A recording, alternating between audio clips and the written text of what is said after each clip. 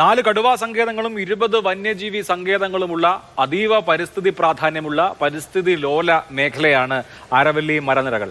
അപ്പോൾ അവിടേക്ക് ആരൊക്കെ ആയിരിക്കും വരാൻ പോവുക? ഇപ്പോൾ പരിസ്ഥിതി മന്ത്രി പറയുന്നത് പഠനത്തിന് ശേഷമേ പുതിയ ലൈസൻസുകൾ നൽകൂ എന്നാണ്. ഇവിടെ തന്നെ സൂചിപ്പിച്ചതുപോലെ ഛത്തീസ്ഗഡ് അടക്കമുള്ള മേഖലകളിൽ, വനങ്ങളിൽ, ആദിവാസി സെറ്റിൽമെന്റുകളിലൊക്കെ വേദാന്ത അടക്കമുള്ള കുത്തകകൾ വരുന്നതും പിന്നെ അവിടെ ഉണ്ടായ കാര്യങ്ങളുമൊക്കെ നമ്മുടെ തന്നെ വർത്തമാനകാല ഇന്ത്യയുടെ ചരിത്രമാണ്.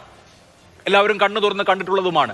അതുകൊണ്ട് ആരവല്ലിയെ ഞങ്ങൾ തൊടില്ല എന്ന് ഇപ്പോൾ പറയുന്ന ന്യായം വിശ്വസിക്കാവുന്നതാണോ?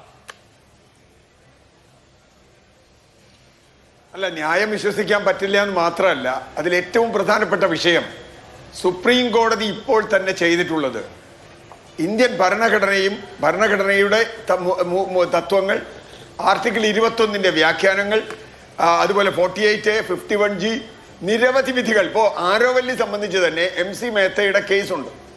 MC മേത്ത ഇത് സംബന്ധിച്ചൊരു കേസുണ്ട്. ആ കേസിൽ വളരെ വ്യക്തമായി പറയുന്ന ഒരു കാര്യം, ഇറിവേഴ്സിബിളായ ഒരു ഡാമേജ് വരുത്താൻ പാടില്ല.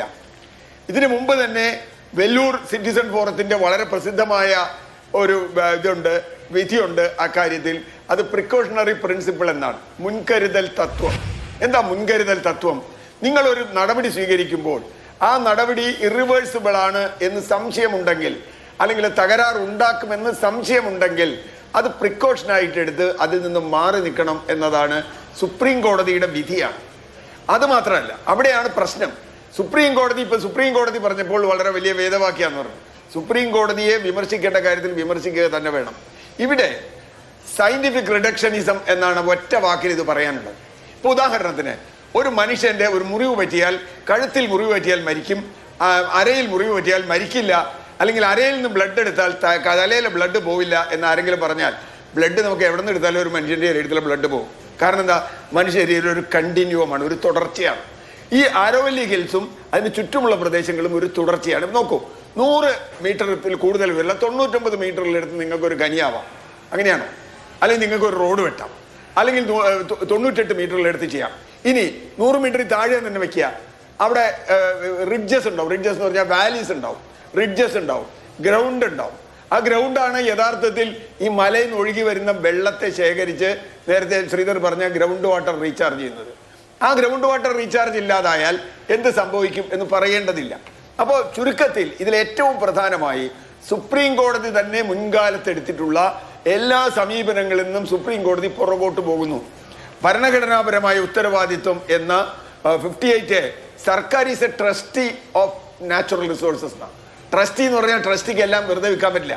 ഇവിടെ ട്രസ്റ്റി എല്ലാം വിൽക്കുകയാണ്. ഇപ്പൊ നേരത്തെ പറഞ്ഞു, ഇന്ത്യയിൽ ഇപ്പോൾ ഫോറസ്റ്റ് ആക്ടിന്റെ കാര്യം പറഞ്ഞു.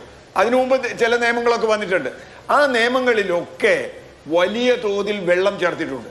കേൾക്കുമ്പോൾ വലിയ, ഇപ്പോൾ പൊല്യൂഷൻ സംബന്ധിച്ച നിയമം, പൊല്യൂഷന്റെ ഒരു വ്യവസായത്തിന് പൊല്യൂഷൻ ഉണ്ടോ എന്ന് പരിശോധിക്കുന്നതിന് മുമ്പ് നിങ്ങൾക്ക് ലൈസൻസ് കൊടുക്കാം. ലൈസൻസ് കൊടുത്തിട്ട് 3 വർഷം അത് പ്രവർത്തിച്ചിട്ട് അതിന് കുഴപ്പമുണ്ടെങ്കിൽ അപ്പം എന്ത് ചെയ്യാൻ പറ്റും? അവിടെയാണ് പ്രിക്കോഷണറി പ്രിൻസിപ്പിൾ എന്ന് പറയുന്ന സാധനം കാറ്റിൽ പോയില്ലേ? പിന്നെ എന്ത് പ്രിക്കോഷണറി പ്രിൻസിപ്പിൾ അവിടെയുള്ളത്? അത്തരത്തിലുള്ള ഒരു സംഗതി. ഇപ്പൊ അതുകൊണ്ടാണ് ഞാൻ പറയുന്നത്, ഒരു കണ്ടിന്യൂസ് ആയ ഒരു ബോഡിയിൽ നടുക്ക് നിങ്ങൾ ഒരു തുരങ്കം ഉണ്ടാക്കിയാൽ അത് ആ മുഴുവൻ സ്ഥലത്തെയും ബാധിക്കും എന്നറിയുക. അതുകൊണ്ടാണ് അവിടെയുള്ള കർഷകർ സമരത്തിൽ വരുന്നത്, പരിസ്ഥിതി പ്രവർത്തകർ വരുന്നത്, സാമൂഹ്യ ബോധമുള്ള രാഷ്ട്രീയ പ്രവർത്തകർ വരുന്നത്. പിന്നെ ഒരു കാര്യം കൂടി, ഇദ്ദേഹം പറഞ്ഞു മുമ്പ് നാശം ഉണ്ടായിട്ടുണ്ട്. അത് തന്നെയാണ് നമ്മുടെ പ്രശ്നം. മുമ്പ് നാശം ഉണ്ടായിട്ടുണ്ട്, കോടതി ഇടപെട്ടിട്ടുണ്ട്. ആ കോടതി ഇടപെടലുകളുടെ വിധി ഇവിടെ ഉണ്ട്. അതിനെയാണ് ഇപ്പൊ ലംഘിക്കുന്നത്. അതാണ് പ്രശ്നം. അപ്പോൾ ഒരു നാശം ഉണ്ടായി, എന്നാലും അവർ നാശം ഉണ്ടാക്കി, ഞങ്ങൾക്കും കുറെ നാശം ഉണ്ടാക്കിയേക്കാം എന്ന് തീരുമാനിച്ചാൽ അതിന്റെ ഫലം എന്താ? ഒരാൾ ഒരു മരം വെട്ടിയാൽ രണ്ടാമത് 2 മരം വെട്ടും. അപ്പോ കാടിന് 3 മരം പോയി എന്നർത്ഥം. അവരോ 2 മരം വെട്ടി, ഞങ്ങൾ 1 വെട്ടിയുള്ളൂ എന്ന് പറഞ്ഞിട്ട് ഒരു കാര്യമില്ല. അതുകൊണ്ട് പാരിസ്ഥിതികമായി പ്രഖ്യാപനങ്ങളല്ല വേണ്ടത്, നടപടികളാണ്, നയങ്ങളാണ്.